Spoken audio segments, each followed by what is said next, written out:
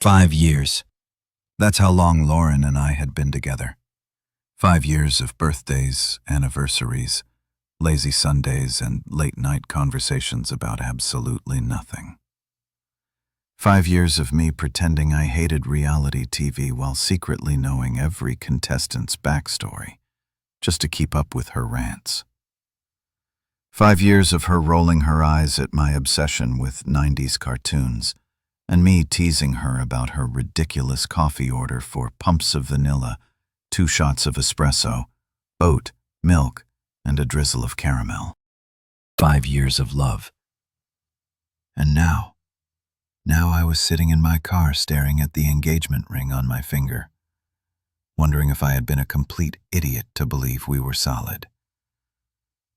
We met at a housewarming party. The kind of overcrowded, humid apartment gathering where everyone is either sweating or pretending they're not.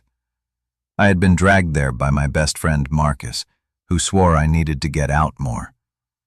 Lauren had come with her best friend Tessa, self-proclaimed life of the party. We ended up next to each other at the makeshift bar, a cluttered countertop stacked with half-empty liquor bottles. Some guy tried handing us IPAs, and at the exact same time we both cringed. God, no. We looked at each other, shared an amused smirk, and just like that we clicked. That night we talked for hours about everything. Bad drinks, old cartoons, and what we do if we won the lottery. Her answer? Travel the world. Mine, buy a ranch and rescue dogs. After that, we were inseparable. Dating felt easy, natural. There was no overanalyzing texts, no power games. It was just us. After a year, we officially became a couple. After 2 years, we moved in together. By year 3, we adopted Benny, the high-energy rescue dog. She swore completed our little family. And by year 5, I knew I wanted to marry her. Our engagement wasn't dramatic. No skywriting, no flash mobs. Just a quiet Saturday morning hike at favorite lookout point. I had planned a speech, something heartfelt, about how much I loved her. But when I pulled out the ring, all I could get out was, "Marry me." She didn't hesitate. She just smiled and said yes. That was last summer.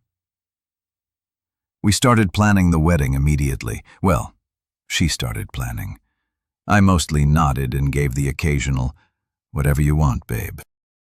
When asked about flower arrangements and seating charts, the date was set for October, and everything was falling into place. Or, at least I thought, was the slow shift.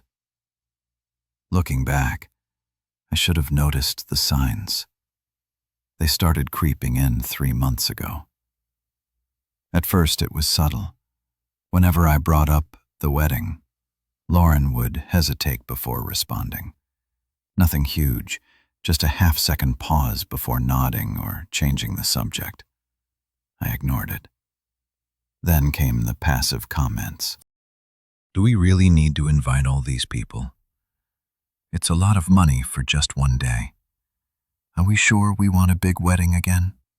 I brushed it off. Budget concerns. Maybe stress. It happens.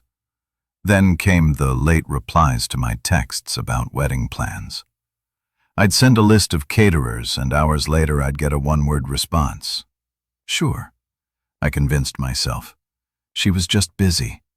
She started spending more time with Tessa, going out more, staying out later.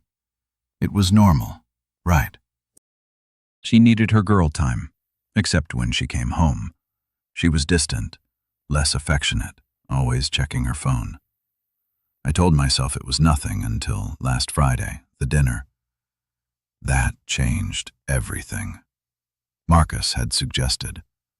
I do something special for Lauren, something to shake off the stress, remind us why we were getting married in the first place. So I booked a table at Venzo, an Italian place she had been dying to try. I even stocked the fridge with her favorite oat, milk, caramel drink, thinking she'd appreciate the small gesture. But from the moment we sat down, I felt it. Lauren was distracted, barely engaging in conversation. She kept glancing at her phone, smiling at something or someone. Halfway through dinner, I brought up the honeymoon plans, trying to pull her back into excitement. That's when she hit me with it. I don't know if I'm ready for all this. Not just the honeymoon, the wedding, the marriage. 5 years together, 8 months engaged. And now she wasn't sure. She mentioned Tessa's stories about bad marriages, about how things changed after the honeymoon phase. Then she brought up her parents' divorce, saying she had been thinking a lot about whether we were making a mistake. I barely touched my food. After that, the car ride home was silent. At our apartment, I asked if she wanted to talk. She said she needed time to think. Then she grabbed a blanket, curled up on the couch, and fell asleep while I lay awake in bed staring at the ceiling. The bar incident. The next morning, she barely looked at me. She mumbled something about meeting Tessa and some friends for drinks at Duffy Sports Bar. Fine, whatever. I stayed home numbly, scrolling through my phone until I got a text from Jake, one of Lauren's co-workers. Jake, hey man, you okay, me? Yeah, why? A few seconds later, my phone rang. Jake's voice was hesitant. I wasn't sure if I should tell you, but things got weird at the bar tonight. I braced myself. Weird how? Jake sighed. They were teasing Lauren about the wedding. Someone asked if she was ready to be with one guy forever, and he hesitated. She laughed and said, if Daniel were more handsome and richer, I'd be excited to marry him. I felt numb. Are you sure? She said that, dude. A bunch of us heard it. Some people called her out, but she just brushed it off as a joke. A joke. AF, asterisk, asterisk, asterisk, ing joke. I sat in my car for 20 minutes, gripping the steering wheel so hard, my knuckles turned white. When I finally walked inside, she was passed out on the couch, completely oblivious to the damage she had just done. I stood there staring at her, the woman I had planned to spend my life with, the woman I had trusted more than anyone, and for the first time in 5 years, I didn't recognize her. The worst part. This morning, her mom called me in tears, saying there was something I needed to know. And if I thought last night was bad, I had no idea what was coming next. I didn't sleep that night after the way Lauren dropped that bomb at dinner. I don't know if I'm ready for all this. There was no way I could. I just lay there, staring at the ceiling, listening to the sound of her, slow, even breathing from the couch like nothing had happened, like she had just shattered 5 years of certainty in a single sentence. I replayed our entire relationship in my head, searching for the moment when things changed. Because it had changed. I could feel it. The late replies, the hesitation when we talked about the wedding, the growing distance between us. I had convinced myself it was stress, wedding planning, fatigue, but now I wasn't so sure. By the time morning rolled around, I was exhausted, but still too wired to sleep. I got up, made coffee, and waited for Lauren to wake up. I was ready to talk, to really talk, to figure out what was happening to us. But instead she just brushed past me, barely acknowledging my existence morning. That was it. No apology, no explanation. Just morning, then she mentioned something about meeting up with Tessa and some work friends for drinks at Duffy Sports Bar. I wanted to ask, are we going to talk about last night? About the fact that you just admitted you might not even want to marry me? But I didn't. I just nodded and let her go. Because maybe I didn't want the answer. Maybe I already knew the phone call that changed everything. Lauren had been gone for about 3 hours when I got the text from Jake, one of her co-workers. I had met a couple of times at work events. Jake, hey man, you okay? That was weird. Me, yeah, Why? A few seconds later, my phone rang. I picked up, and the second I heard Jake's hesitant tone, my stomach sank. Look, I wasn't sure if I should tell you this, but things got weird at the bar tonight. Weird how? He said. Some of the girls were teasing Lauren about the wedding, asking if she was really ready to settle down, and he hesitated. She laughed and said, if Daniel were more handsome and richer, I'd be excited to marry him. Silence. I couldn't breathe. Are you sure? She said. That dude. A bunch of us heard it. Some people even called her out, but she just waved it off as a joke. A joke. That was her excuse. I don't even remember hanging up. All I remember is sitting in my car ripping the steering wheel, feeling like the ground had disappeared from under me. I had given her everything. 5 years. My love, my trust, my future. And that's what I got in return. I should have walked away that night. I should have left instead. I drove home, and when I walked in, she was passed out on the couch like nothing had happened. Like she hadn't just publicly humiliated me in front of all her friends. Like she hadn't just broken everything. I stood there staring at her, and for the first time I felt nothing. Her half-assed apology. The next morning I woke up to the smell of coffee and bacon. Lauren's standard apology breakfast.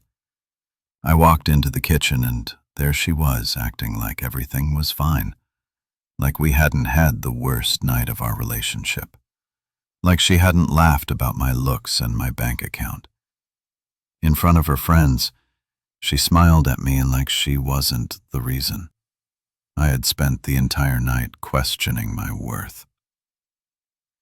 Hey, I made breakfast. I didn't sit down. I didn't say anything. I just stared at her waiting. Finally, she sighed. I know Jake probably called you.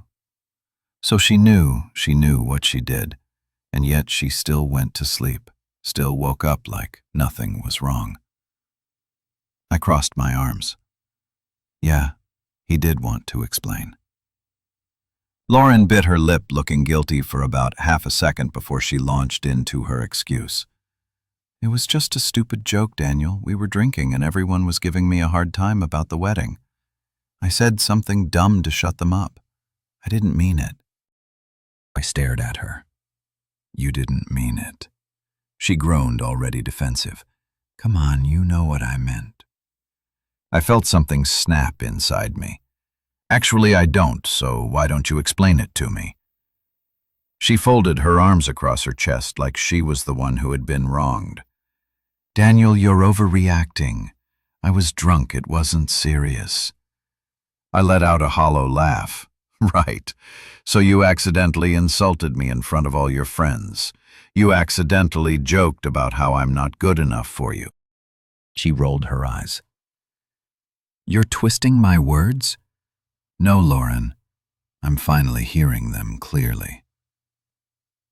Her face softened a little. Then, like she realized she had pushed too far, she stepped closer. Babe, you know I love you. I just got caught up in the moment. I wasn't thinking. I took a step back. That's the problem, Lauren. It was easy for you to say. That's what's scaring me the most. She reached for my hand, but I pulled away, and for the first time I saw it, the flash of panic in her eyes. Because I wasn't just mad. I was done walking away. I didn't say anything else. I just turned around, grabbed my car keys, and walked out. I didn't even know where I was going, but I knew I couldn't stay. I ended up at my brother Jason's apartment. He took one look at me, opened the door wider, and said, "She screwed up, didn't she?" I let out a shaky breath. Yeah, she did. He handed me a beer. You want to talk about it? I shook my head. Not yet. And for the first time in 5 years, I felt relief. Like I had finally stopped trying to hold on to something that wasn't there anymore. I wasn't ready to end things yet. Not officially. Not until I knew the full truth, because something in my gut told me that this wasn't the worst of it. And I was right. Because the next morning I got a call from Diane Lauren's mom. She was crying and she said there was something I needed to know. Something that would change everything. I sat in my brother Jason's apartment staring at my phone. The screen was still lit up. From the last call. Diane Lauren's mom, she had been crying. Really crying. Not the type of polite, sniffly crying people do when they feel bad about something, but the kind of crying that makes words come out broken. Daniel, there's something you need to know. I hadn't even had time to process the last 24 hours. Lauren's confession of doubt at dinner, the humiliation at the bar, her half-ass apology over eggs and bacon, like that, could somehow undo what she had said. And now her mother was calling me in tears. Something was very, very wrong. I took a deep breath and called her back. She picked up immediately. Daniel? Her voice was shaky, like she had been waiting by the phone, hoping I'd call her back. Diane, what's going on? She let out a trembling sigh. I didn't want to say anything until Lauren told you herself, but now what? My voice was sharp. I didn't have patience for vague dramatics. Now, I don't think she will. I sat up straighter. Tell me, what? A pause. And then there's someone else. The words hit me like a hammer to the chest. I felt my stomach drop, my throat go dry. Who, Diane? Hesitated. His name is Adam. He works with her. I clenched my jaw. Adam. I knew that name. I had heard it before, casually dropped in conversations. Lauren had mentioned him in passing, nothing that ever set off alarms. Just Adam came up with a great idea today, or Adam, so funny, you'd like him. I didn't like him. Now, are you telling me Lauren cheated? My voice was calm, too calm. The kind of calm that comes right before the storm. Diane sniffled. No, I don't think so. But another hesitation. She told me she's been talking to him a lot. She said she feels something for him, and she's confused about her feelings for you. I let out a slow breath, gripping my phone so tightly. I thought it might crack confused. That word made my blood boil. We were engaged. We had a wedding planned. She was supposed to be my wife, and now she was confused. Diane's voice softened. I know this isn't what you want to hear, but I didn't want you walking into this blind. I love you like a son, and if Lauren isn't being honest with you, then I have to be. I closed my eyes for a long moment, trying to suppress the rage building in my chest. Does she know you're telling me this? Another pause. No, of course not. I swallowed hard. Thank you, Diane, for telling me. She exhaled like she had been holding her breath. I just don't want you getting hurt more than you already have. I was already hurt, but now I was angry. The confrontation. I drove back to the apartment, gripping the steering wheel so tightly. My knuckles turned white. By the time I parked outside our building, I was vibrating with adrenaline. She had been lying to me. She had been pulling away, spending more time with Tessa, making snide little comments about the wedding, and the entire time she had been developing feelings for another man. Lauren wasn't confused. She was waiting for a better option. I unlocked the door and stepped inside. She was sitting on the couch, scrolling through her phone like she didn't have a care in the world. Like she hadn't completely wrecked me. She looked up, startled by the fury on my face. Daniel, what's wrong? I didn't answer immediately. I just stared at her, and then I said, How long have you had feelings for Adam? The color drained from her face so fast I thought she might pass out. Her mouth opened, but no sound came out. And that silence? That was my answer. I let out a humorless laugh, shaking my head. Wow, Daniel. You lied to me. My voice was eerily calm. You sat across from me last night and let me believe your doubts were just pre-wedding jitters. You let me think I was the problem, that maybe I wasn't doing enough. But the entire time you were thinking about someone else. She stood up quickly. I didn't cheat on you. That's not the point, Lauren. My voice was sharp. You let yourself fall for another guy while you were engaged to me. She flinched. I didn't mean for it to happen. Yeah. I let out a bitter chuckle. Well, I didn't mean to waste 5 years of my life on someone who would throw it away for a guy she just met. But here we are. Tears welled in her eyes. Daniel, I love you. I got scared. Scared of what? Of choosing the wrong person. I took a step back, letting that sink in. 5 years, and she was still wondering if I was the wrong person. I nodded slowly. Okay. She blinked. What? Okay. I grabbed my jacket and my car keys. Then let me make the decision easier for you. Her eyes widened. Daniel. Wait, no. I cut her off, a voice cold. I'm done, waiting for you to decide. If I'm good enough, I'm done being your safe option. If you're confused, then be confused.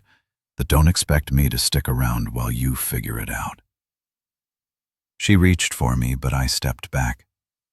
For the first time in 5 years, I felt completely, utterly done. Lauren had been my world, but I wasn't hers, and I deserved to be somebody's first choice. Walking away, I spent the night at Jason's again. I expected to feel grief, but mostly I just felt relief. I was tired of fighting for someone who wasn't fighting for me. Lauren texted me that night, called, left voicemails. I ignored them all. Then the next morning I got another text.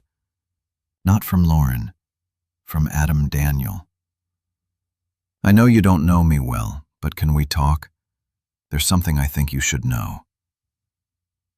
I stared at my phone. What else could there possibly be? And why would the other guy want to tell me? I took a deep breath and typed out a response. Where and when? Because if I was going to burn this bridge, I wanted to make sure I saw every single piece of it fall. I stared at the text for a long time. Adam, the guy Lauren had apparently developed feelings for, the one she had been thinking about while I was busy planning our wedding, and now he wanted to talk. I should have ignored it. I should have deleted the message and moved on, but I couldn't, not yet, because if there was still more to this story, I wanted to hear it from him. So I responded, where and when. Less than a minute later, my phone buzzed. Adam Coffee House on Lincoln. Am tomorrow. The meeting. The next morning, I pulled into the parking lot of Coffee House on Lincoln, gripping the steering wheel so hard my fingers ached. I wasn't sure what I was expecting. An apology, a confession, some desperate attempt to clear his conscience. Whatever it was, I just wanted the truth. I stepped inside and immediately spotted him, Adam. He was sitting in the back nursing a cup of coffee, looking every bit as uncomfortable as I felt. His hair was slightly disheveled and he looked like he hadn't slept much either. Good. I walked over, slid into the chair across from him and folded my arms. Talk. Adam sighed, rubbing a hand down his face. I'm just going to get straight to it. I didn't know Lauren had feelings for me. I narrowed my eyes. You expect me to believe that? He nodded. Yeah, because it's the truth. I didn't say anything, just waited. He let out a breath. Look, man, I don't want to be involved in this. I have a girlfriend. We've been together for 3 years. I don't look at Lauren that way. Never have. That made me pause. What? He nodded again. Lauren and I work on the same project team. We talk, sure, but it's all work-rated. Occasionally we joke around, but nothing inappropriate. And then last week, Tessa started dropping comments about how Lauren and I make a good pair. Tessa, of course. I clenched my jaw. So Lauren made all this up in her head. Adam hesitated. Not exactly. I leaned forward. Explain, he sighed. I think Tessa had a hand in it. She kept pushing Lauren, telling her that she should be sure before settling down, that if she had any doubts, maybe it was a sign. And then she started bringing me up. I felt a sharp sting of betrayal. Lauren's doubts hadn't just appeared out of nowhere. They had been fed to her, nurtured by the people around her, and she let them grow. She let them get big enough to destroy us. Adam kept talking. Last Thursday, I overheard Tessa telling Lauren that she thought I was into her, that I was probably waiting for her to call off the wedding. I frowned. And what did Lauren say? His expression darkened. She said she didn't know how she felt, that she wasn't sure about marrying you. And then she asked if I had ever thought about her that way. My stomach twisted. I inhaled sharply, trying to keep my face neutral, and he shook his head. I told her no. I told her I was happy in my relationship and that she needed to figure out what she wanted before making any big decisions. But she looked lost, like she didn't know what to do. Lost. Like she had no idea that she was actively destroying the life we built together. I swallowed the lump in my throat. Why are you telling me this? Adam ran a hand through his hair because I don't want you thinking I had anything to do with it. I didn't encourage her. I didn't lead her on, and I sure as hell don't want to be the reason your engagement falls apart. I studied him for a long moment, searching for any sign of deception, but there was nothing. He was telling the truth. Lauren had built this entire fantasy in her head, and she was willing to burn our relationship to the ground for it. Reality sinks in. I didn't say much after that. I thanked Adam for telling me, paid for my coffee, and walked out. By the time I got to my car, the weight of it all crashed down on me. The wedding was over. The life I had planned gone. Lauren had spent the past few months wondering if I was the right choice. Well, I had spent the past few months thinking she was the only choice. And I was done. Being her backup plan, I pulled out my phone, scrolled down to Lauren's number, and hit call. She picked up on the second ring. Daniel. Her voice was small, hesitant, like she already knew. We're done. Silence, Daniel. Don't. Just don't. My voice was sharp. You know why. You know exactly why. And I'm not going to spend another second of my life trying to convince you to choose me. She exhaled shakily. I was just confused. Yeah, well, I'm not. Not anymore. A long pause then, in the quietest voice I had ever heard from her. I'm sorry. I squeezed my eyes shut. Too late, too damn late. So am I. And then I hung up. After math. I wish I could say it was easy. After that I woke up the next day feeling relieved and free. But grief doesn't work that way. Some mornings I woke up reaching for her before I remembered she wasn't there anymore. Some nights I stared at the engagement ring sitting in its box, wondering how the hell we got here. But then slowly, things got easier. I focused on me again. I went back to the gym. I reconnected with old friends. I booked a solo trip to a cabin upstate, because why not? And 3 weeks later I got a text from Diane. Diane, I just wanted to check in on you. You deserve better. I hope you know that I smiled for the first time in a long time. I actually believed it. I did deserve better, and one day I'd find it. But for now, I was just going to enjoy being me again, and that was enough. The day after I ended things with Lauren, I woke up feeling nothing. No rage, no grief, no confusion, just emptiness. I had spent the past few months trying to hold on to a relationship that was already gone, bending over backward to prove to a woman who had stopped choosing me that I was worth it. Now, I didn't have to fight anymore. Now it was just me. But there were still loose ends to tie up the apartment, the wedding cancellations, our life together packed into boxes and divided like assets in a business deal. I didn't want to see her again. I had nothing left to say. But life doesn't let you walk away that cleanly, not when you've spent 5 years building a future with someone. And so I found myself standing in our apartment one last time, waiting for her to come and collect her things, waiting for the final goodbye.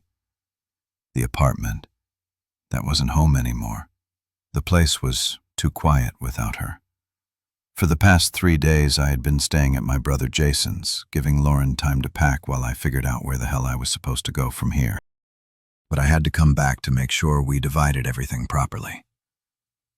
The apartment felt different. Now hell. The walls still held the ghosts of our life together. Her favorite blanket draped over the arm of the couch. The framed pictures we had taken on our anniversary still hanging on the wall. Except now the pictures meant nothing. The memories meant nothing. I had taken down the engagement photos first. I couldn't look at them anymore. I was boxing up the last of my things when the door opened. And there she was, Lauren. For a second, we just stared at each other. She looked different.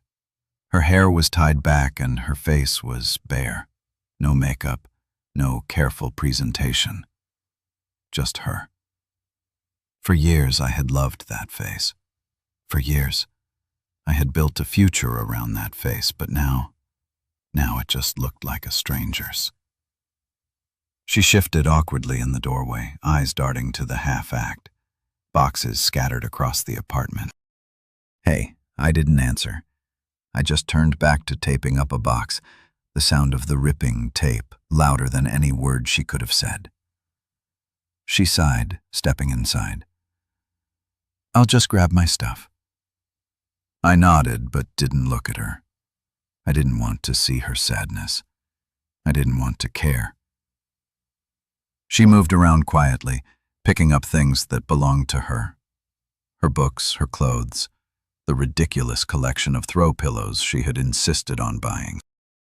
At some point, she stopped in front of me holding a framed picture, our first vacation together. Do you want to keep this? I glanced at it briefly. We were smiling, arms wrapped around each other on a beach in Florida, tan and happy, like we had forever ahead of us. I reached out, took the frame, and, without hesitation, dropped it into the trash. Her breath hitched. I didn't care.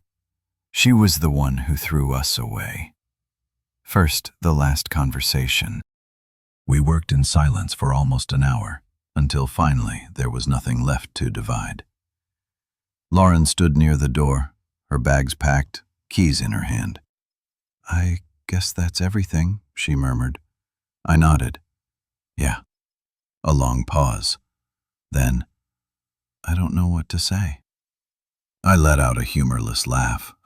That's a first. She flinched, looking down. I never meant to hurt you, I scoffed. Yeah, well, you did. She swallowed hard. I loved you, Daniel. I finally looked at her. Then, past tense, loved, not love. Not anymore, more. I nodded slowly. I loved you too, and that was the last time I ever would. She bit her lip, eyes glassy, but she didn't cry. Maybe she had used up all her tears before she even told me the truth. Or maybe, deep down, she knew she didn't have the right to cry. Not after everything. "Do you think we can ever talk again?" she asked. I met her gaze, steady, certain. No. She inhaled sharply, but she nodded. Okay. Another pause then. Goodbye, Daniel. I didn't say it back. I just turned away, and a few seconds later, I heard the door close behind her. For the first time in 5 years, I was alone, and for the first time in 5 years, I felt free. The aftermath. I didn't cry. I didn't get drunk. I didn't sit in the dark listening to sad music like some cliché. I just existed. It was strange. At first, the silence, the emptiness. But slowly, it became peace. I returned the wedding suit I never got to wear, canceled the honeymoon trip, and used part of the refund to book a solo trip instead. A week in a cabin by the mountains. Just me, my thoughts, and the quiet. I stopped waiting for a message that would never come. I stopped expecting to see her things around the apartment. I stopped missing her.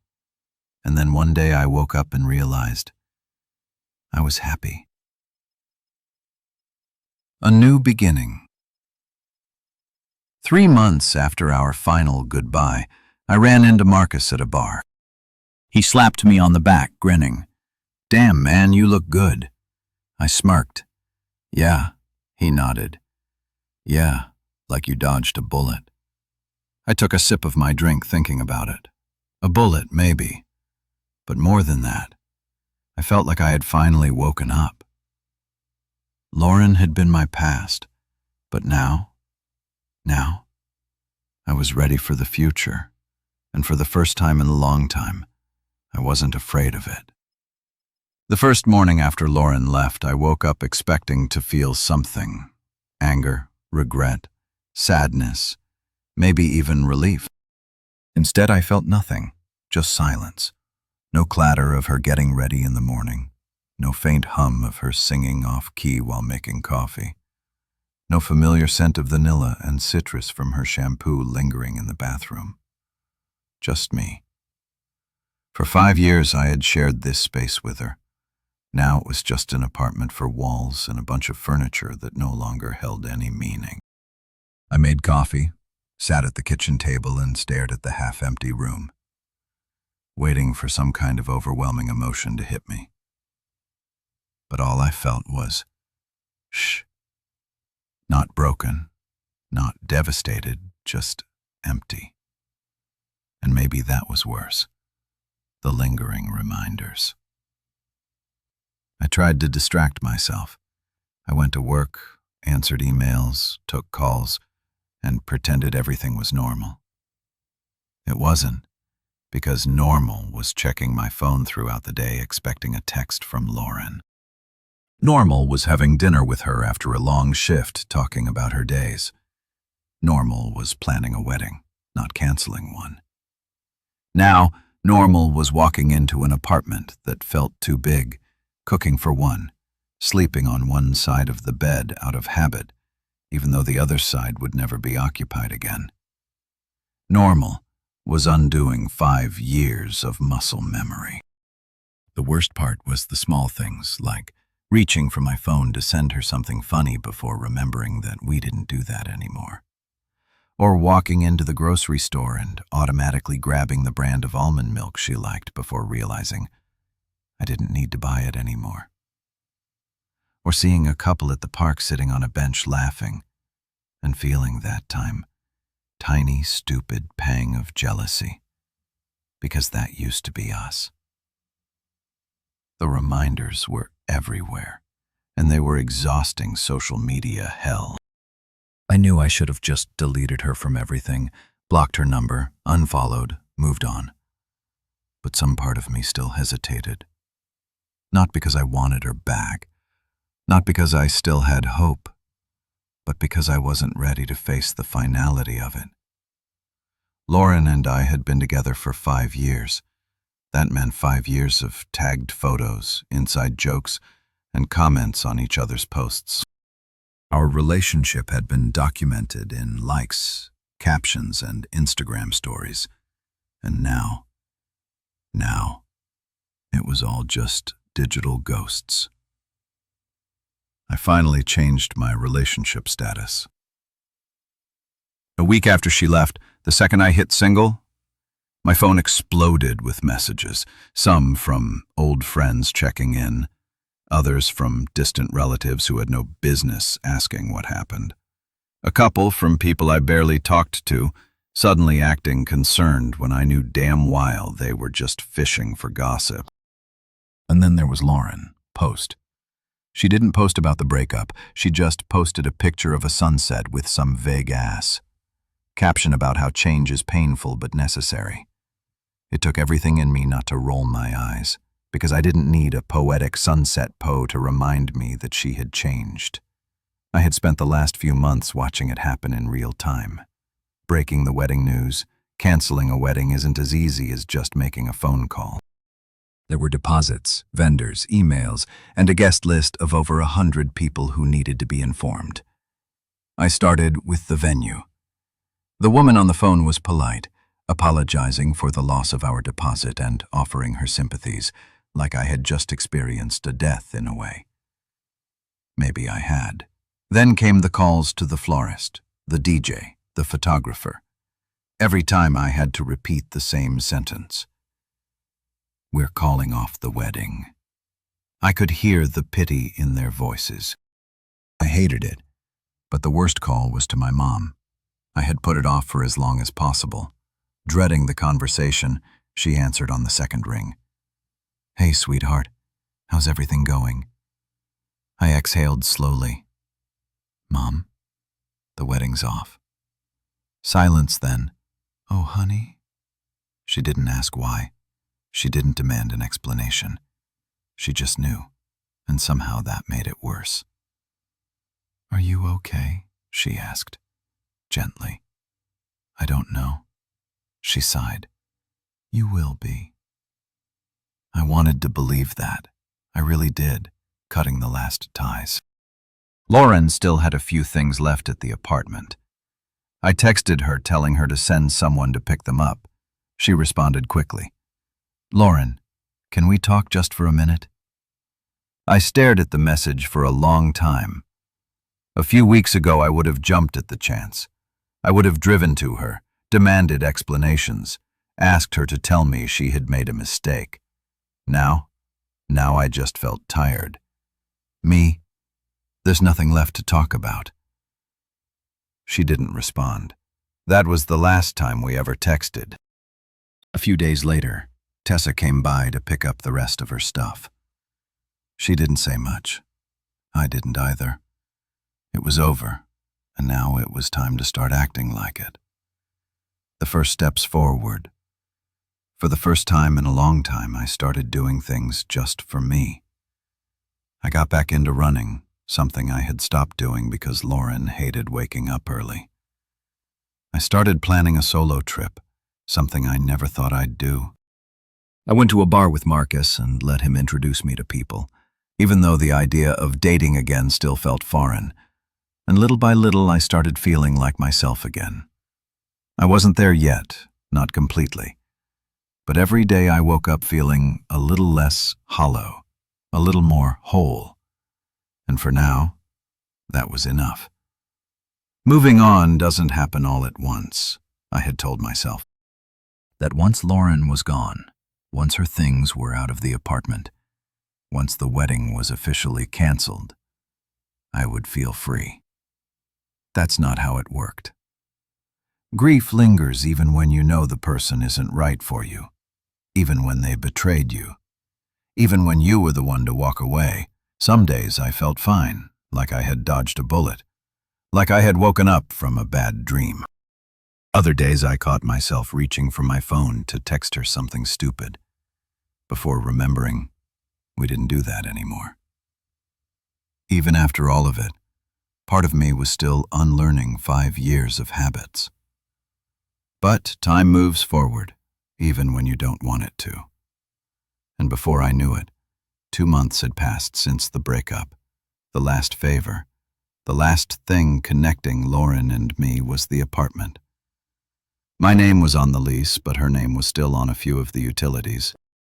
We hadn't been in contact since the last text exchange, and I was hoping to keep it that way. Then, out of nowhere, Karina, Lauren's sister, reached out. Karina, "Hey Daniel, I know this is random, but can we talk?" I hesitated. Karina and I had always gotten along. She had been more supportive of my relationship with Lauren than Lauren had been at the end, but I had no interest in rehashing old wounds. Still, curiosity with me. "What's up?" A few minutes later she called. "I know you don't want to hear from her," she said carefully, "and I wouldn't be asking if it wasn't important." I tensed. "Lauren sent you to talk to me." "No," Karina said quickly. "She doesn't know I'm calling." That threw me off. I leaned back in my chair. "Okay, what's going on?" She hesitated. "Shek not doing great." I bit back a sigh. Not my problem. But Karina kept talking. "Look, I'm not saying you should forgive her. She messed up bad. I told her that. But she regrets it." Regret. That word used to mean something to me. Now it didn't change a thing, Karina. "What do you want me to do with that information?" She sighed. "Nothing. I guess I wanted you to know." Silence stretched between us. I finally spoke. She made her choice, and I made mine. I know Karina's voice was quiet. I wish things had been different. So did I, but they weren't. I ended the call and stared at my phone for a long time. Then, for the first time in weeks, I went back through my photos, not to dwell, not to reminisce, but to delete. I wiped out everything. Our vacations, our stupid selfies, the engagement pictures. I even deleted the playlist we had been making for the wedding by the time I was done. It felt like a weight had been lifted off my chest. I hadn't realized how much space she was still taking up in my life, even after she was gone. Not anymore. The unexpected offer. One evening, Marcus and I grabbed drinks at a bar near his place. I hadn't told him about the conversation with Karina. I didn't want to get into it. But he must have sensed something, because halfway through his beer he said, "You need a reset." I raised an eyebrow. "What does that mean?" He grinned. "You remember Kenzo, the guy I work with?" I nodded. Kenzo was an older guy, had been with Marcus's company for years, seemed decent. "He has a cabin up north," Marcus continued. "Said I could use it any time you should go." I frowned. "A cabin?" "Yeah. Middle of nowhere, no Wi-Fi, no distractions. Just trees in a lake might be good for you." I considered it. For the past 2 months I had been throwing myself into work routines, distractions. Maybe it was time to do nothing, to just sit with myself. I took a sip of my drink. "Yeah, maybe I will. The solo trip." A week later I packed a bag, threw it into my car and drove 5 hours into the wilderness. By the time I reached the cabin, the sun was setting, casting an orange glow over the lake. It was peaceful. No texts, no emails, no reminders of my past life. Just me. The first night I sat on the porch staring at the water, and for the first time since everything fell apart, I let myself think about it without anger. Lauren had made a mistake. I had made a choice. And we weren't meant to be. It was as simple as that. The next morning I woke up early and went for a run. Then I spent the day fishing, even though I was terrible at it. I read a book for the first time in months, and by the time the week was over I felt lighter. Like maybe, just maybe, I was ready to stop looking backward. The last message. On my last night at the cabin, I got one final message from Lauren. I hadn't blocked her. I hadn't needed to. We just hadn't spoken. But now, after 2 months of silence, she sent one last text. Lauren, I'm sorry for everything. I hope you're doing okay. That was it. No expectations, no long explanations, just an ending. I stared at it for a long, long time. Then I deleted it. I didn't need closure from her. I had already given it to myself.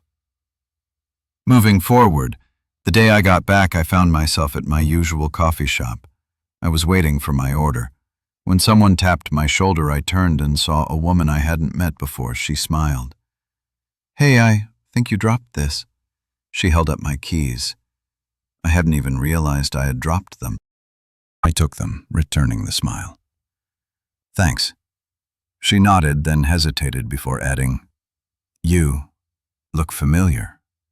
Do you come here a lot? I smirked. Yeah, you, she laughed. First time. Actually, we talked for a few minutes, just small talk, nothing serious. But for the first time in a long time, I felt something. Not love, not a grand moment, but possibility. And for now, that was enough, because the past was behind me, and the future was wide open. It's strange how life moves forward, even when you're standing still after everything.